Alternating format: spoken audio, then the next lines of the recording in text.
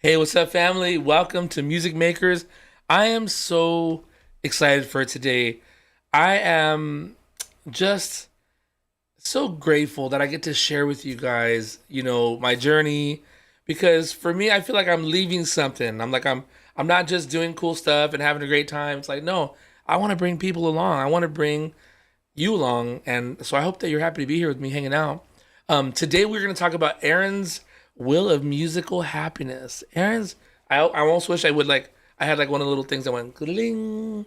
Aaron's will of musical happiness. What do you mean, Aaron's will of musical happiness? Well, nothing makes me happier. I think when it comes to like work and stuff like that, and just yeah, like out of all the things that I do in my life, like as far as work is concerned, not ministry, in the sense of like loving people and pastoring or my children, like that's a whole different thing. But as it pertains to like ministry, or let me back that up. As it pertains to work, and like what I do with my life, my contribution to others, making music makes me so happy. So today I want to take you on this journey, showing you my journey of how I make music. This is called Music Makers, right? And then I want to actually show you a song that I have that I'm working on right now, called "Turn Back America," which is kind of weird, right? Kind of an interesting title. But so here you have it. This is my musical or my will of musical happiness. Okay, this is funny. I don't know why I'm feeling so funny about this. I feel like a little bit like of a Willy Wonka vibes right here. So first you start off in the center, and we'll go clockwise. Okay, so first you start off with your idea, right? And then from there, this is my kind of will of progress, right? Then I move it forward to writing, right? So I have an idea. Ooh, now I want to write. I want to kind of write a whole entire song, right? Or whatever it might be. Maybe it could be musical for you, instrumental, whatever. But for me, we're talking about music makers. I'm talking about songs, all right? So you get this idea. Oh, I would like to write about this, or oh, I have this one hook idea, or this one beat that man, it'd be sick to have a song with this groove in it, or whatever, right? So you get this idea. So you go from your idea, then you write, and then if you notice in parentheses, I put co-write because sometimes you don't have every piece of the puzzle, and God uses that to help us to find friends. God uses that to help us to discover beautiful partnerships in life. You know what I mean? And they take us further, and I mean this.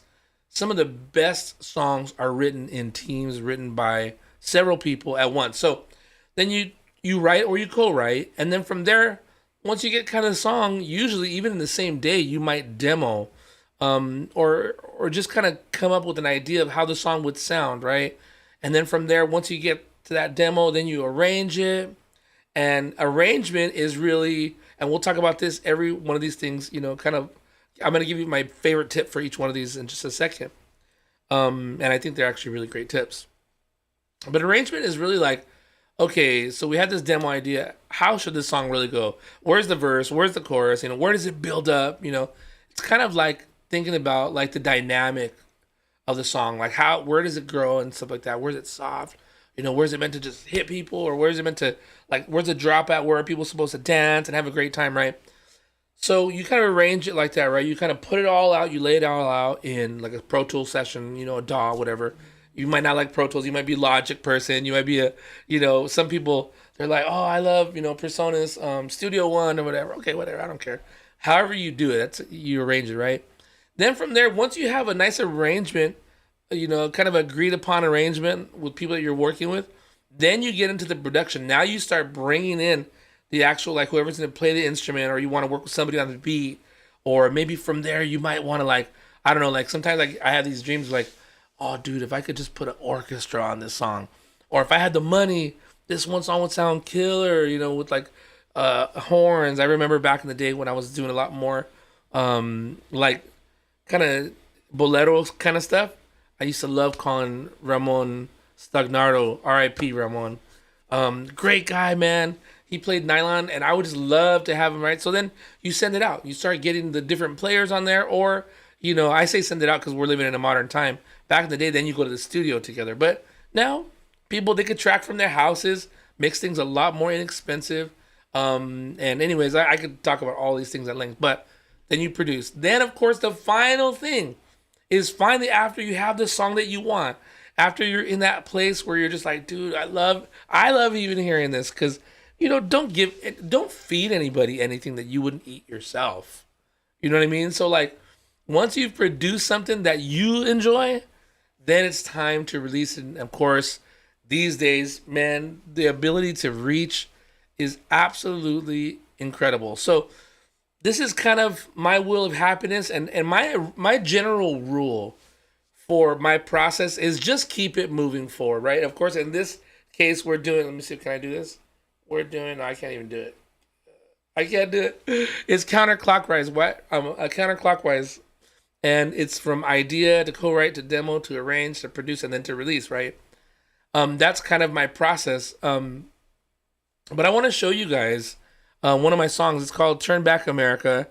And this is going to be pretty ugly. But I thought this would be fun to show you. So here's my idea. This is the first version, if you will. This is how it came to me. Turn back America. Turn back.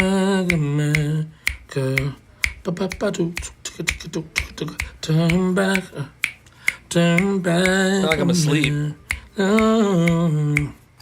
But, that was the original idea. And so the first demo, once I kind of started, that's not the first demo. This is the first demo. I call it the OG demo. Check it out. This is from like 2018. The economy is crumbling. My voice. But that's the language that we speak. It sounds hilarious. Watch. So many attempts and opportunities to hear the voice of God. I can't even believe that's my voice. And now our back is against the It sounds wall, like somebody else. And I hope that you hear the Savior's call. Here's the chorus right here. Turn back, America. You're good. Turn back,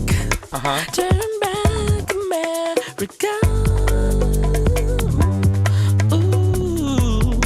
And as you notice, there's just a verse and a chorus. That's all I really needed in the first stages of that right? And then I was able to make the demo. And then now I started arranging. So let me show you the arrangement now. So that was in 2018. That was in 2018. And now I was thinking, okay, this is kind of an old school vibe. This whole song is like kind of an old school vibe. I was like, okay, now how would I actually do this? So I started using MIDI instruments, and this is really important. That's why I think it's cool. Like if you start building up like your favorite sounds, or you find man, I always recommend Splice. I'm not even, trust me when I tell you I'm not getting paid from Splice. I'm not getting nothing from Splice, from none of these people. I'm completely independent. And I'm telling you, Splice is awesome because like you can get like drum sounds on there. You can get keyboard patches on there. They do like rent to own instruments on there. And it's cheap. Like the first version of Splice I had was like $7 a month. And I'm talking about seemingly infinite amount of sounds, It was amazing. And so a lot of times you'll gather your sounds and you'll start making like an arrangement. Okay, how could it sound? And you start putting stuff together because, see, initially in this arrangement session, unless you have lots of money, you're not going to be able to hire, this would be sick with a crazy bass player. You might not be able to do that because you might not even be in the right key yet. What if this is for another artist that sings in an entirely different key? You see what I'm saying? So you have to do in the arrangement session what you can with what you have. So here's kind of like what I was able to get to at first with just like MIDI instruments. Sorry, a little loud. I was hearing like a bigger intro kind of thing.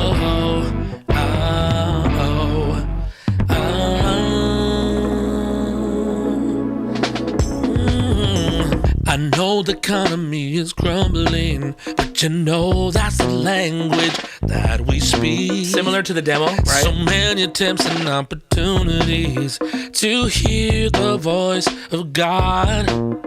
And now our backs are against the wall, and I hope that you hear the Savior's call.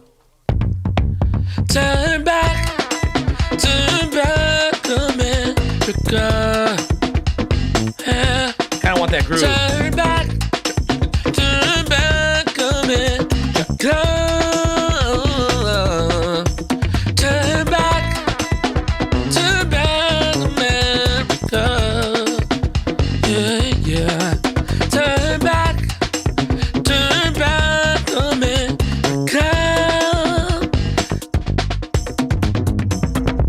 Okay, so something interesting happened. When I started arranging it, I was like, wait, I need a second verse. And I'll be honest with you, I try to do it by myself.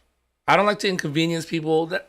Trust me when I tell you, I have insecurities like any other person. Like, I don't want to bother nobody. You know, I've been around, in the music industry for a while. I should be able to finish this. All these dumb excuses. Please trust me when I tell you that's not what you should do.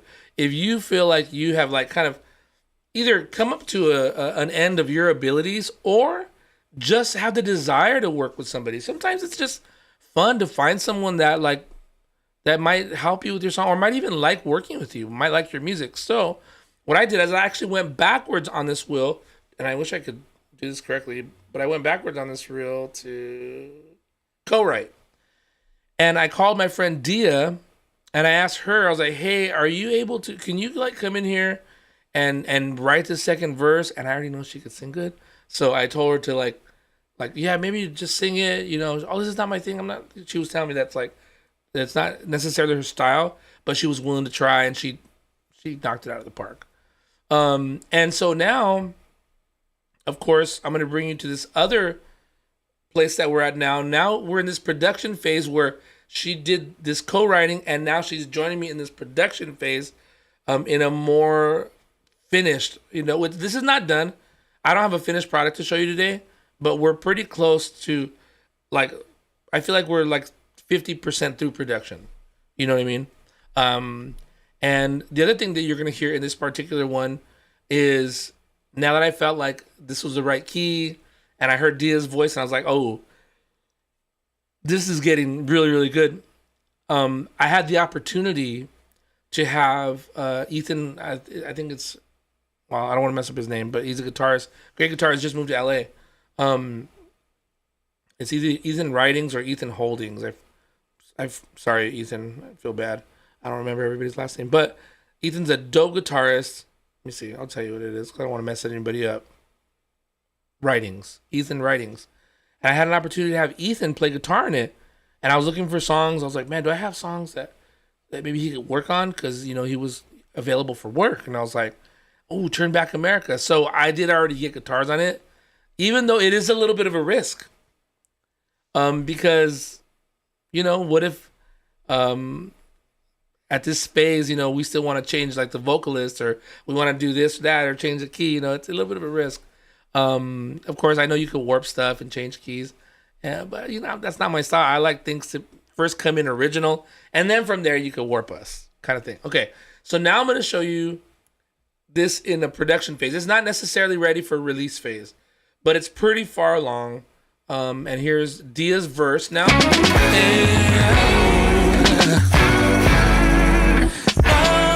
Sorry. And Ethan's guitars. You hear his guitars?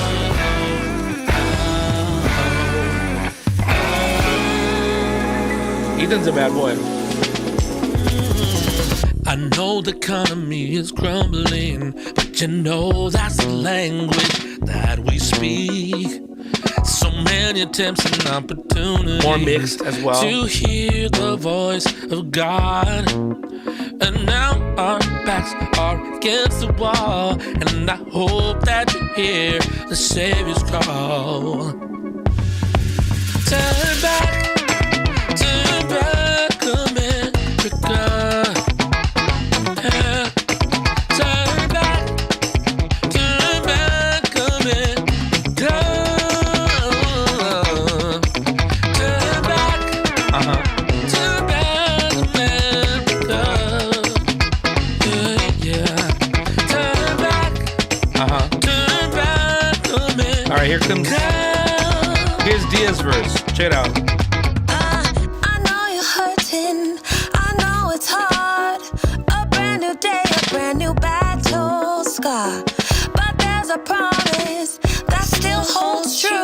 go, Dia. A wave of hope heading straight towards you. So just hold on. The dawn will come. Turn back, America. Turn back. Love that idea. Turn back, America.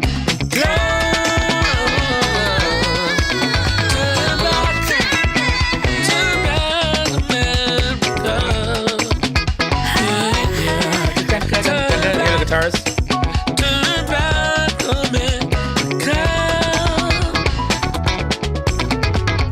Okay, so now you see it's farther along. Now I was able to get Dia to go back and co-write with me, and then she actually did a demo of her voice, and I'm like, kind of good, kind of too good maybe.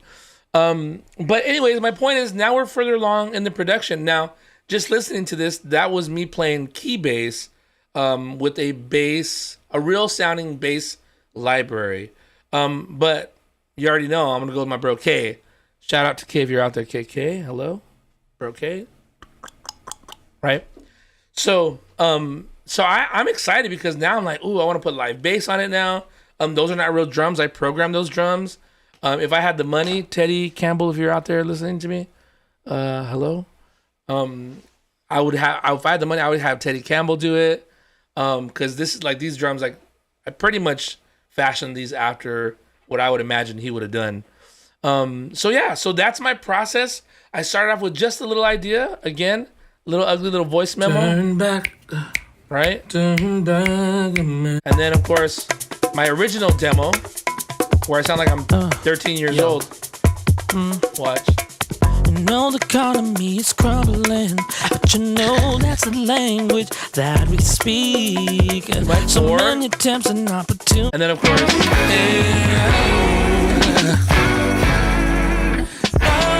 sorry, it's a little loud.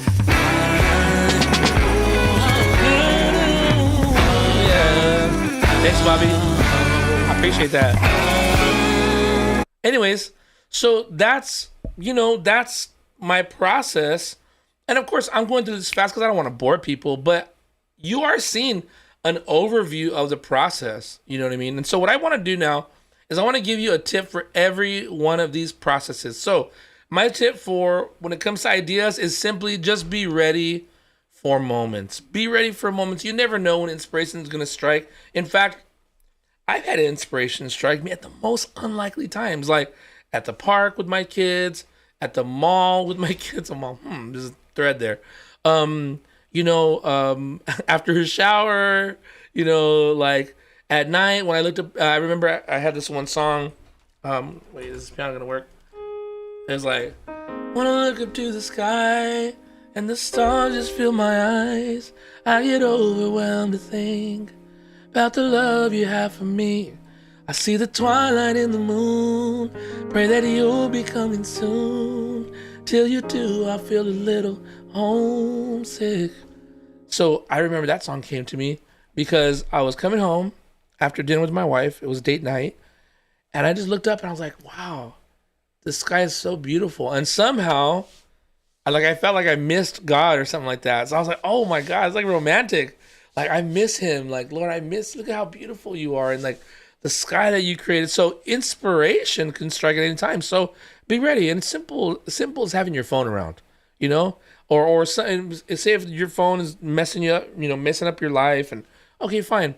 Get a recording device like a little H4n or something, anything, even those little Go mics, DJI Go mics, plug it into your phone or your shirt, whatever, and put your phone right there and record your idea. The idea, it's like, remember this, ideas are like rabbits. If you try to chase one in a bunch of different directions, you're going to lose all of them. It's better just to chase one idea, one rabbit, just go after it, and that's it. Okay. Now, when it comes to co-writing, my tip for co-writing is complement weaknesses. Complement weaknesses plus peeps you like. Okay, so let me break that down really quickly. When it comes to co-writing, okay, or writing, for me, for example, I chose Dia based on the way she complements my weaknesses. I feel like I have a really strong ability to, chord and melody a song, right?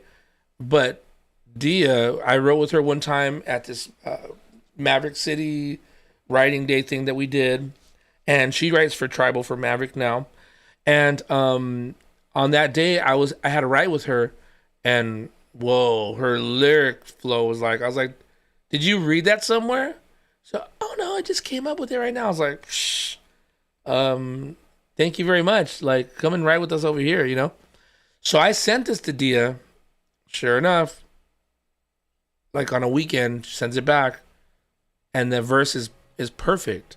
I'm like, man, that's awesome, because for me, I feel like my lyrical strengths, they're not really there, but hers are strong. So it's like my ability to bring, say, a song, melody and chords, whatever, to life, and then her ability to write lyrics is tremendous.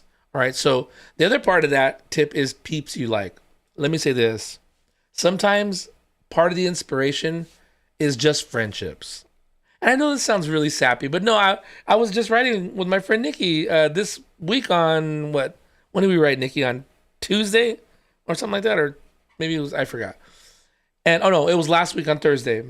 And you know, like, we are great friends, and we have it's interesting, a lot of very similar views on music and in life and in family. We're both believers, you know. We love family, you know, a lot of different things, right? And so for me, it doesn't hurt me to be in a room with Nikki, you know, and to come up with some music, because we already have a lot of fun together. You know, my friend James Pack, man.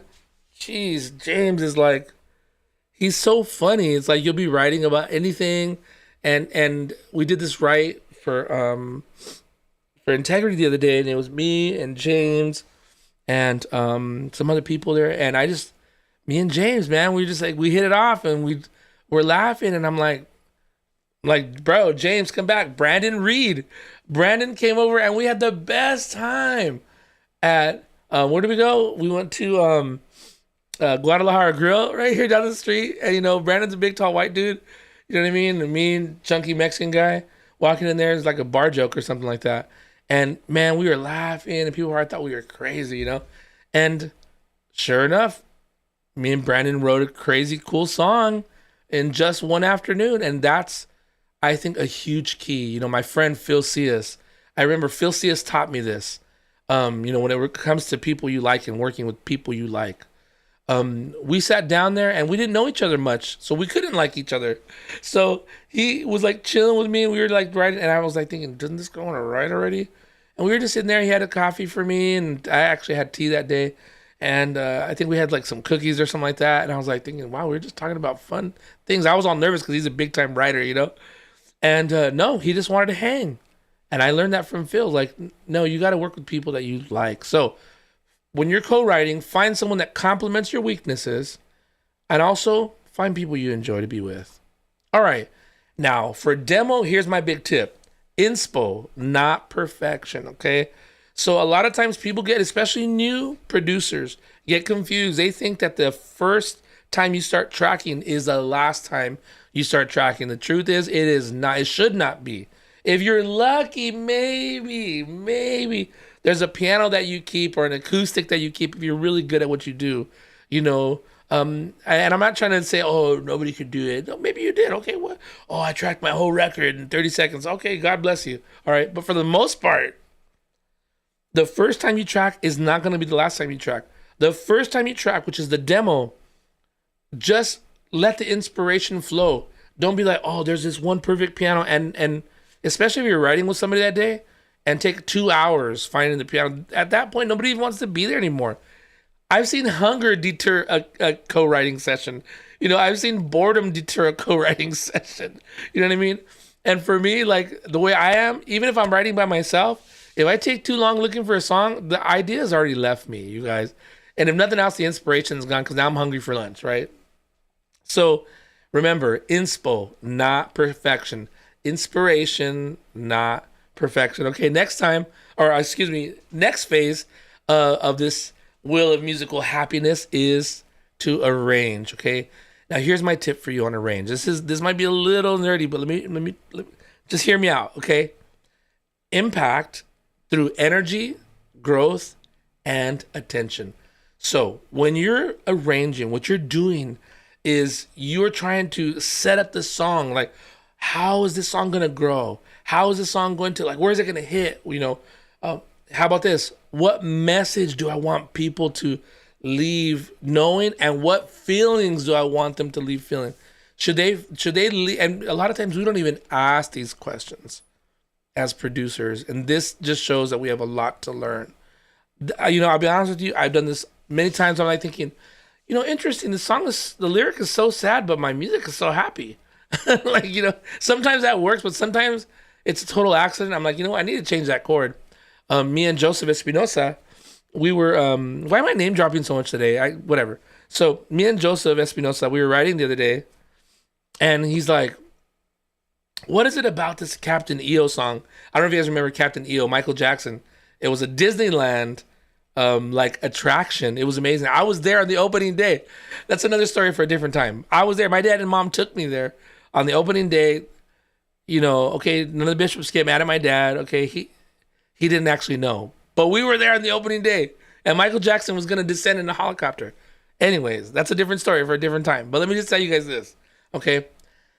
I remember, man, Michael Jackson, when you left that attraction, of him bringing light to the evil lady and changing her into the beauty that she had within, all this kind of stuff, right? Man, I left, and the song was, we are here to change the world, gonna change the world. We are here to change, gonna change the world, right? Oh my God, I left. I was a little kid. I remember I was like all dancing and doing the moonwalk and stuff like that. I was so inspired. I left inspired that I could change the world. Yes, just a little chunky guy. I thought to myself, I can make somebody ugly beautiful with music too. All right, that's all I'm gonna say. Okay, so when it comes to arranging, you got to think about impact. What impact do I want this song to make? And you make it through energy. And this is why I'm saying through energy. If the song goes like this at the beginning, you might lose people. If it's like, I have this one great intro idea, and it's a 40-second intro, bro, and nobody wants to hear it, like, you gotta be wise. Think about impact through energy. Is the song constantly growing, right? That's why I put energy, growth. The song has to grow. In other words, maybe every other 16 bars, and you're introducing some element into your music that, that's interesting. Oh, the little shaker came in, or, the bass. Oh, man, the bass came in the pre-chorus. People do that a lot, right? And you'll notice that people introduce elements in their music to keep the attention of the listener. Why? Because you want to make an impact. You need to care that people care about your music. Otherwise, you're not going to make an impact. I'm just going to be honest with you. I don't know. Why am I so angry lately? No, I'm not. I am fired up about this. You're not going to make an impact in your music if you don't think these things through. You can't just be, oh, look at me, take a video of me. Like, nah, bruh. Sis, no. The real doesn't come first. The quality of your music comes first. And sometimes to get quality music, you have to ask it questions. What impact am I making? What feelings will people have when they leave here? Will the message and the emotions, are they gonna send a message to the listener that's going to change the world? Like Michael Jackson, we are here to change the world. And he started like getting the zombies and like zapping them, and one zombie would come out and be like, boom, boom, and I was like, what, zombies? I was like, yeah, let's go, right? He's taking all the zombies, all the evil people from the nether worlds, and bringing them into like happiness. Like, I loved it, right? And you have to think, you say, well, I'm doing this for God. Okay, then make an impact for God. My God, I'm getting excited about this. Okay, so that's my tip for arrangement. Impact, okay? All right, now when it comes to production, this is when you get to the meat and potatoes of what you're doing. Now you're saying, I have decided, I'm gonna hire this person, or I'm gonna spend 2 days setting up drums so I can have the most perfect drum sound, or I'm gonna make sure this bass line it feels right, or whatever it is that you're doing. Okay, this process, if you notice, I underlined refinement. Okay, this is the process of refinement. You want to make sure that when the singer's singing, don't feel bad. Okay, if you're a producer, don't feel bad that you take several takes to get the right take. Now, I'm not saying abuse people, make them feel bad. Do it again, have a bad attitude. No. Wise producers put singers in a place where they feel so at home, where they feel so affirmed, so welcome, that they feel the confidence to try something. And you pull things out of singers like that, as opposed to making them feel like inferior. That is so low level to me. To me, you're not that good of a producer if all you do is use fear and weird tactics to, hurry up, let's go, come on. Don't you know what I've done before? Like, what the world? Like, yeah, no. So this is a process of refinement. You want to use wisdom and you want to use, patience to bring out the best possible performance for your record, for your song. All right. And then you'll notice under that I put, in this process of production, you want to have something that is special and familiar. Now, let me tell you what I'm saying. Some people are like, oh, I'm going to do something so special, so new that no one has ever thought of it before. Just make sure it's not so crazy that you're going to lose people. All right. I don't care what anybody says. Some people are like, oh, I'm the most original of all originals. I'm like, bro, you're going to be in a corner by yourself. That's what I think to myself. All right. There does have to be a certain amount of familiar to everything that is special.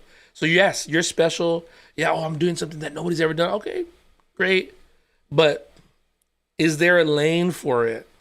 Or you might be the trailblazer and glory to God. This is not for you. You probably shouldn't even watch this dumb video. But if you're like everybody else, if you're like me, that is trying their best and working hard to get a song that somebody cares about somewhere. You want to give people something special, but you also want to give them something that's familiar. And you want to make sure that what you're giving them, after being special and after being familiar enough, in other words, where, oh, I know what genre this is, or I kind of know what this is doing. Oh, this is a special take on this kind of style, or this kind of style. Okay. Oh, wow, this is sick. This is new. A new take on, right? There's nothing new under the sun, right? That only happens after, of course, plenty of refinement. Okay, last but not least, my tip for when you release music, when a song is ready to go out into the world, this is so, so important. You notice here I put otaku peeps. Otaku peeps. What is an otaku peep, right? So an otaku, this is a Japanese word, and of course I'm not a scholar on this stuff, but just go with me on this, okay? I heard a really, really great talk. I can't remember right now where it came from. It's gonna come to me right now. Let me see if it comes. Wait, I might have wrote it down.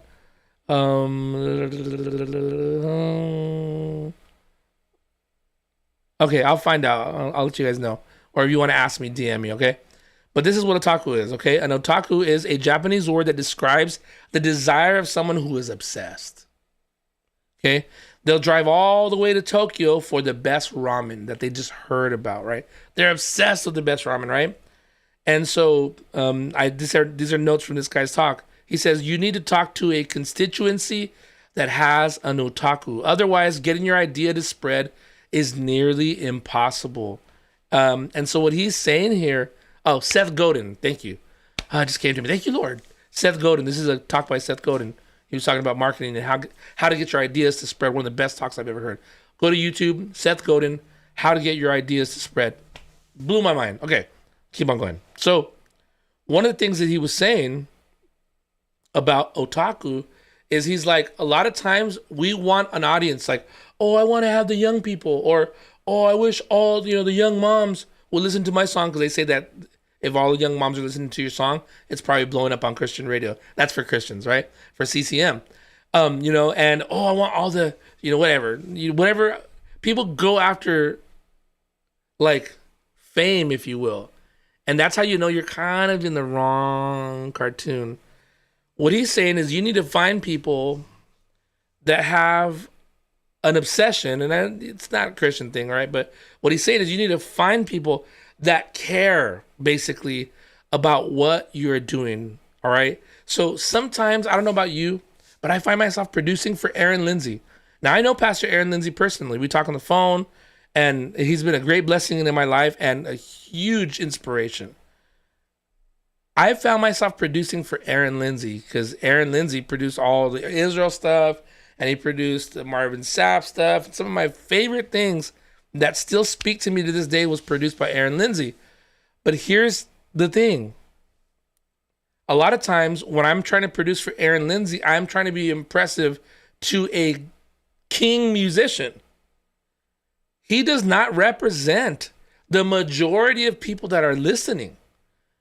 As much as I honor Aaron Lindsay and have a reverence for what he can do, still to this day, he doesn't represent the general market. Aaron Lindsay is a special musical person. It would take a lot for me. I mean, it would take a lot. And maybe even then I wouldn't be able to impress. So I shouldn't be producing records for Aaron Lindsay, even though he's an inspiration to me.